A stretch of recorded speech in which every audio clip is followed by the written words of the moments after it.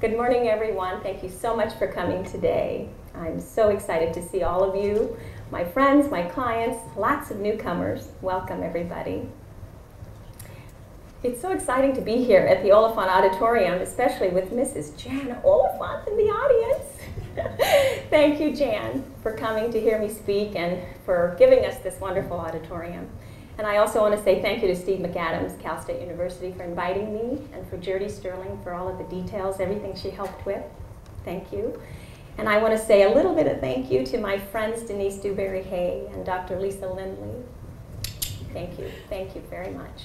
And I have some people from out of town, so I have to say hi and thank you. So welcome. My lecture today is on the neuroscience of cognitive distortions and how you can use the neuroplasticity of your brain to change your cognitive distortions or your negative thinking so that you can lead a healthier, happier, more meaningful life.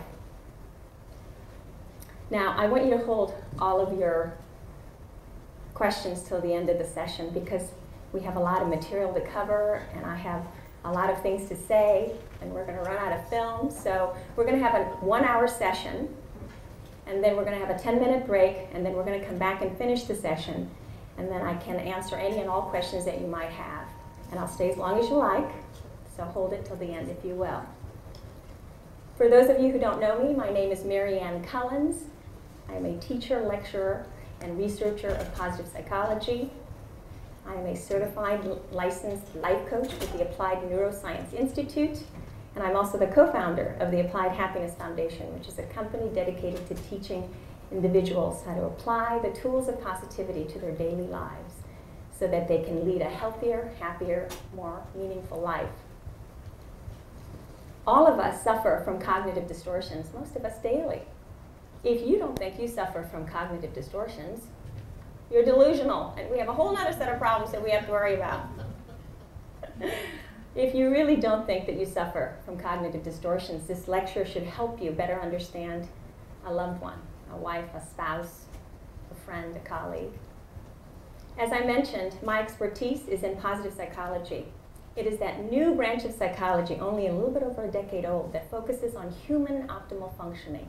Now, this is a major paradigm shift in the field of psychology because traditional psychology, rightly so, focused on the pathology or the diseases of your mind. Traditional psychology focused on the analysis and the detection and some cures and lots of treatments for mental illnesses. Now, Martin Seligman, who is considered to be the father of positive psychology, wrote in one of his most renowned books, Authentic Happiness, he names the 3 basic premises of positive psychology that is responsible for our true happiness, our authentic happiness. After extensive research, Martin Seligman and his positive psychologists have named the 3 basic premises, or the 3 pillars, they call it, of positive psychology. And they are positivity, strengths, and the meaning of life. Now, there are many elements to positivity, including view of self, view of the world, positive relationships, resiliency, our capacity to change, and living in flow. But one of the most important elements to positivity is controlling, minding your cognitive distortions. And the reason why it's so important is because it can affect, it colors your view of the past, present, and future. So we're going to spend a lot of time on this today.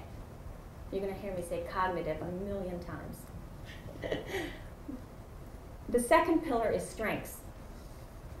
Now, Dr. Martin Seligman, with the help of Neil Mayerson of the Mayerson Foundation and Chris Peterson of the University of Michigan, and 55 other leading scientists set out on a 3-year task to catalog the 24 character strengths by studying the top religions of the world and top cultural philosophies, past and present.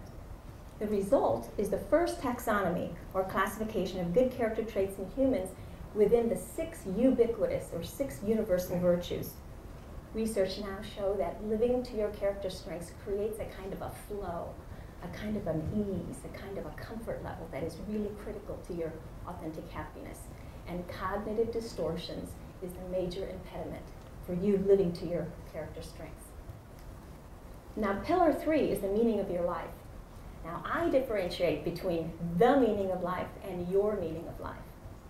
And so it's a huge subject, and we don't have time to discuss it today.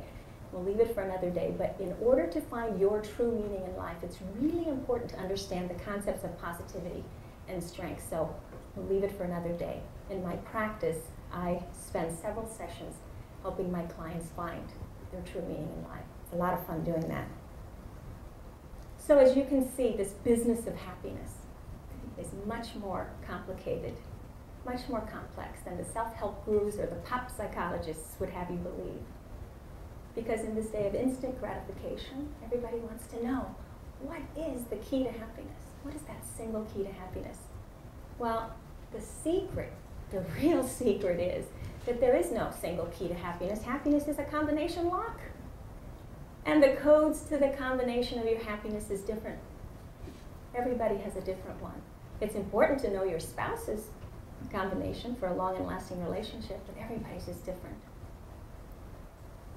But one common code that we all have is cognitive distortions, and that's why we're going to spend so much time on this today. So first, we got to get some definitions out of the way. Neuroscience. I think you're going to have to pull out your glasses to see this one, especially since I'm going to give you a quiz after the lecture. Just kidding. The neuroscience is a scientific study of your nervous system. Now, traditionally, neuroscience has been seen as a branch of biology, but it has collaborated with many fields such as computer science and psychology and philosophy and mathematics, physics, biochemistry, medicine, engineering, lots of other fields. The techniques used by the neuroscientists have expanded enormously, from cellular to molecular studies of individual cells to imaging in entire sensory motor task areas of the brain. This increase in understanding the neural networks in the brain is critical to understanding our cognitive distortions. And this new field is called cognitive neuroscience.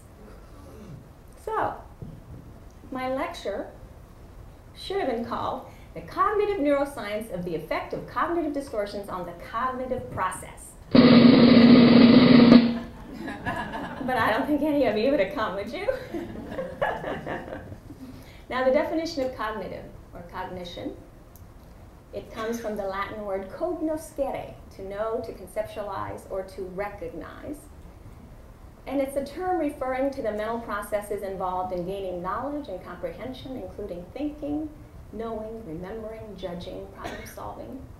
These are higher level functions of the brain and the mind, and encompasses memory, language, imagination, perception, and planning.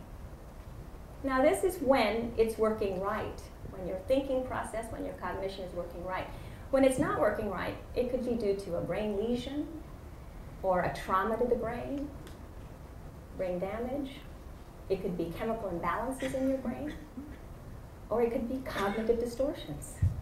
And we're only going to deal with cognitive distortions today, and we're going to leave the rest of it to the medical profession. But it's really important to note here that cognitive distortions can actually change chemical imbalances, can change the chemical balances in your brain. And we're going to talk about that a little bit later in the lecture.